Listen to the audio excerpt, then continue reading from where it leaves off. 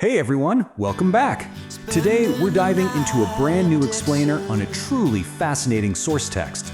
We're going to unpack an ancient yet amazingly relevant blueprint for resilience.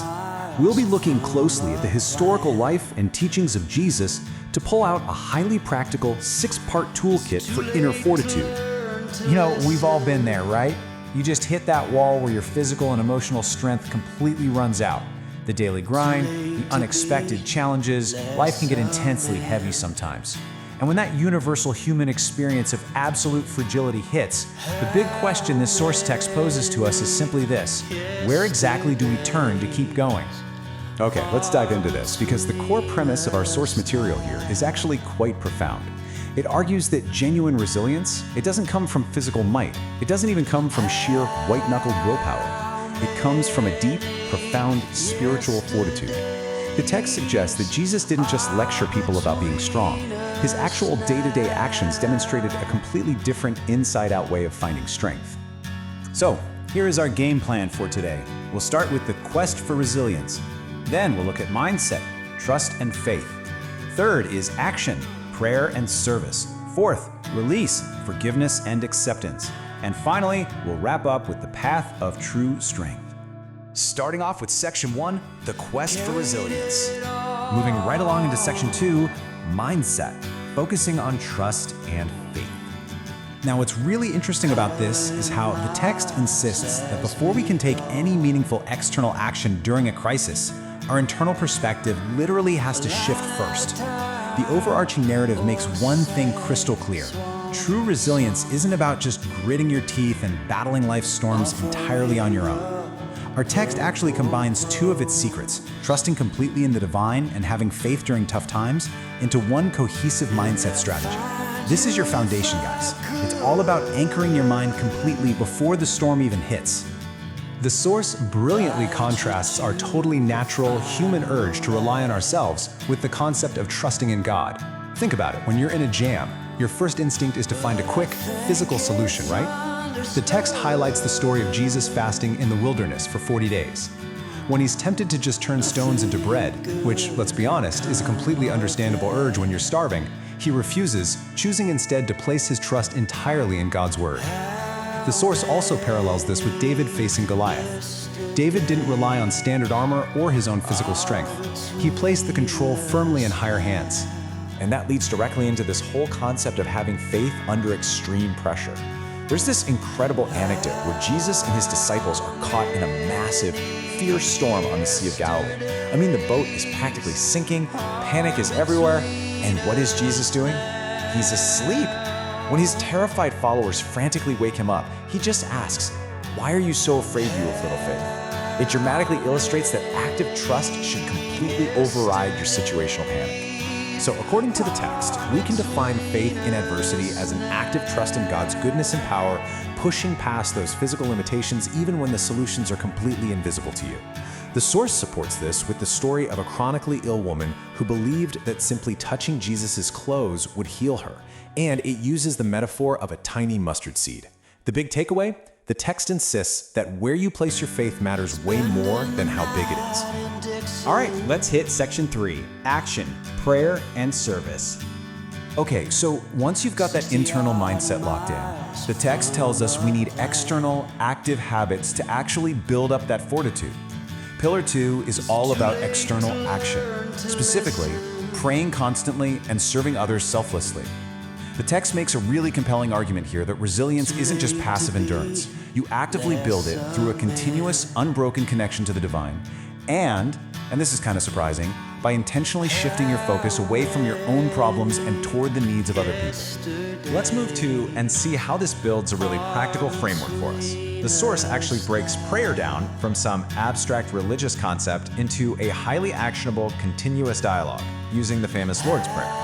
It gives us a 4-step framework. Revere God, seek His will, ask for daily provision, and plead for forgiveness and protection. It's not presented as some emergency ripcord you pull only when you're in deep trouble. It's supposed to be a persistent, daily connection strategy. Then we get hit with this highly counterintuitive claim: true strength is actually found in humility. The text cites Mark 10:45, pointing out that Jesus did not come to be served, but to serve. To really drive this home, the source brings up the powerful anecdote of Jesus washing his disciples' feet during the Last Supper. I mean, think about that. The ultimate leader performing the job of the lowliest servant. It completely flips the script on traditional power dynamics. We also see a fascinating comparison between self-protection and selfless service. The text argues that actively serving others, like in the story of Jesus feeding a massive crowd of 5,000 people with incredibly limited resources, actually shifts your mental focus away from your own personal hardships.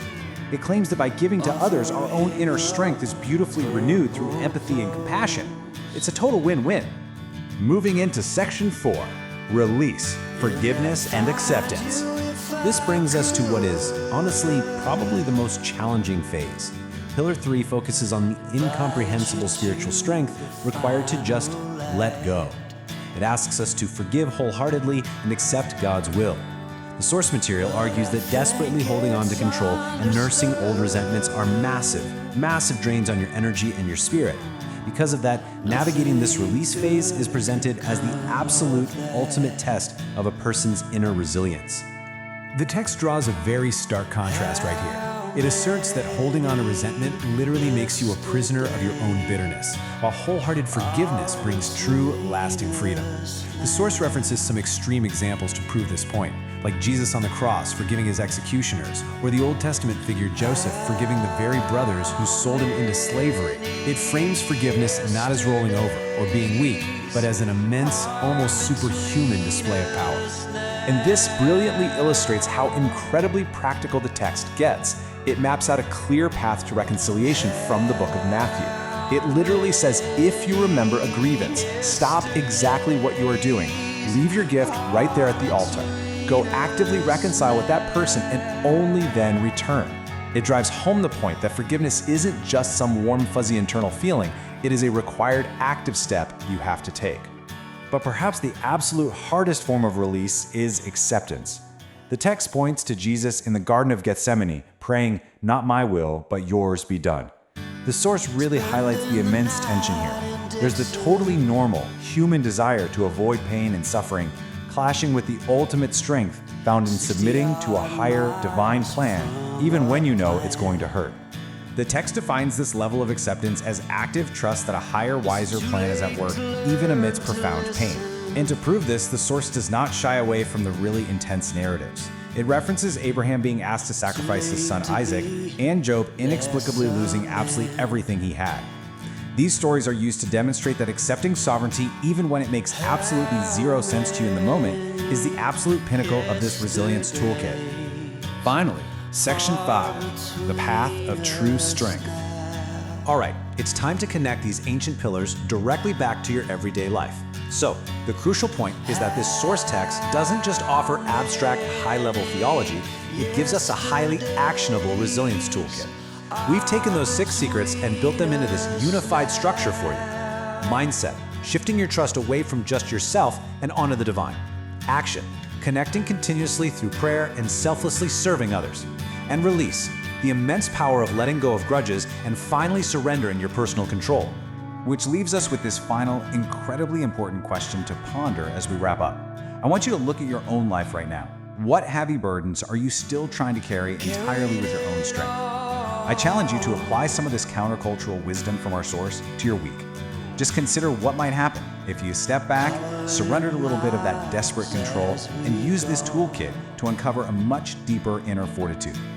Thank you so much for joining me for this explainer. Keep learning, stay resilient, and I'll catch you guys next time.